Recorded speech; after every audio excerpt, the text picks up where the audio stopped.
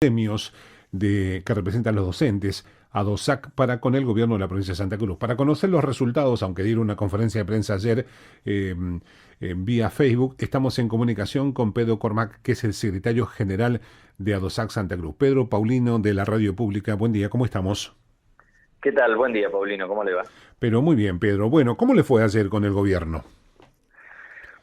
Bueno, a ver, una pregunta difícil para Es comenzar difícil, la sí, sí, sí. entrevista. Sí, No tan difícil. A ver, digo, nosotros, a ver, para hacer un poquito de lo sucedido en los últimos días o últimas semanas, nosotros habíamos tenido una propuesta salarial que constaba, digamos, de un ofrecimiento de un porcentaje en octubre y otro en el mes de febrero, sumado a una suma fija de 1.500 pesos, que fue rechazado de manera totalmente, digamos, unánime por nuestros congresos y por todas nuestras asambleas. A partir de eso no teníamos una fecha de negociación, llevamos adelante medidas con muchísimo impacto en toda la provincia y bueno, tratamos de esa organización provincial que tiene el sindicato, llevarla a la práctica a la hora de hacer visible, digamos, cuáles son nuestros reclamos. Y creemos que a partir de eso, digamos, hubo una reapertura del diálogo, un diálogo diferenciado porque tuvieron el día lunes una reunión con los compañeros representantes de AMET, que son de escuelas técnicas, y nosotros en el día de ayer. En el caso nuestro, lo que, digamos, plantearon como modificatorias, entre comillas, es el hecho de que, bueno, esos 1.500 pesos ya no serían parte del recibo de sueldo, sino que estarían, digamos, dentro de lo que es un decreto de emergencia sanitaria. Bueno, digo, es maquillar algo que sigue siendo una suma fija y sigue siendo una suma en negro, ¿no? Y eso creo que en este sentido fue muy claro nuestro Congreso, ¿no? Digamos, de no permitir y no retrotraer una situación a años que no queremos volver a tener, ¿no? Donde gran parte de nuestro salario era con sumas en negro. Y además, el hecho de, bueno, digamos, esta cifra del mes de este porcentaje del mes de febrero, traerlo al mes de enero. Pero nosotros, digamos, lo que consideramos también en nuestro congreso el otro día, y lo dejamos claro, es que hablar de los meses que tienen que ver con el año 2021 implica que estamos, digamos, errando la conceptualización de pensar cuál es la pauta 2020, ¿no? Nosotros creemos que el 2021 debe discutirse en el 2021 y que los porcentajes o, digamos, las propuestas que se hagan se tienen que hacer sobre el año 2020, ¿no? claro. Bueno, esos son en términos generales lo sucedido, pero de todas maneras nosotros no tenemos la potestad de tomar una definición al respecto, por lo cual en los próximos días, bueno, ya estamos con asambleas y congresos, como para, bueno, ver cuáles son las acciones a seguir durante la semana que viene, que esperemos haya una continuidad, digamos, de la negociación. Estas negociaciones que venían teniendo casi todos los gremios en el país de marzo a marzo se desvirtuó en el 2019 y ahora quedó todo como desactualizado. Porque antes discutían de marzo a marzo. Ahora, la verdad es que hay gremios en el país que no abrieron ni siquiera la discusión, bueno, por culpa de la pandemia, que igual se puede discutir, pero bueno, que utilizaron esta excusa y la verdad que Sí, quedó sí. todo desactualizado.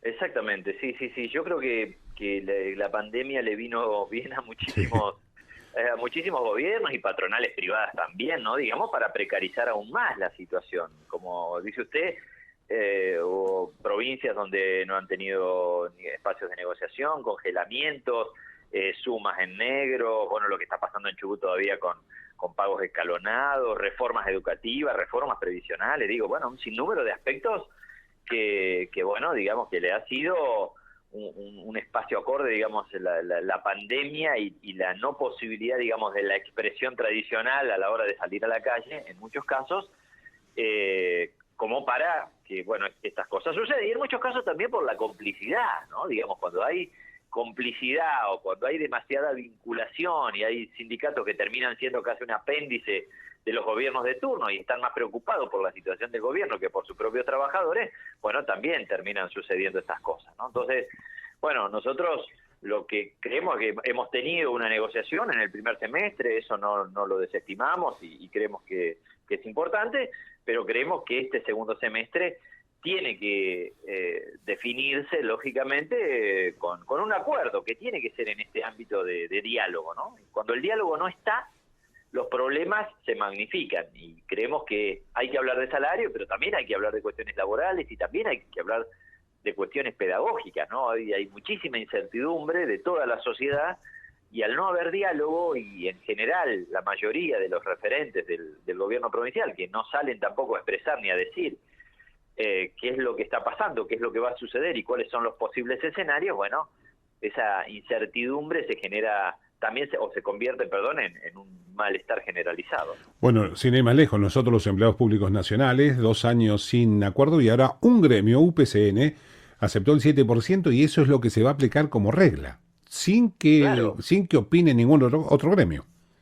Bueno, en el caso, nosotros pertenecemos a la CETERA a nivel nacional, y lo único, de alguna manera, que han planteado y casi como una especie de logro, para nosotros realmente es un retroceso enorme, pero bueno, tenemos miradas diferentes con la conducción de CETERA, es el hecho de que se haya duplicado el incentivo docente, ¿no? Una suma en negro que no le Claro. llega, digamos, ni siquiera a todos los docentes y mucho menos a nuestros jubilados y pensionados. Por eso digo, lo que ha pasado con el Consejo del Salario, lo que ha pasado, digamos, con la CGT y el salario mínimo vital y móvil, ¿no? De 21.000 pesos, ¿no? Bueno, son cuestiones que marcan lo terrible de burocracias sindicales tan afines a los gobiernos que se confunden con ellos, ¿no? Entonces terminan defendiendo intereses del patrón y no tanto del trabajador, ¿no? Bueno, lamentablemente esas son cosas que suceden. En el caso nuestro tratamos de ser absolutamente lo contrario, ¿no? Digamos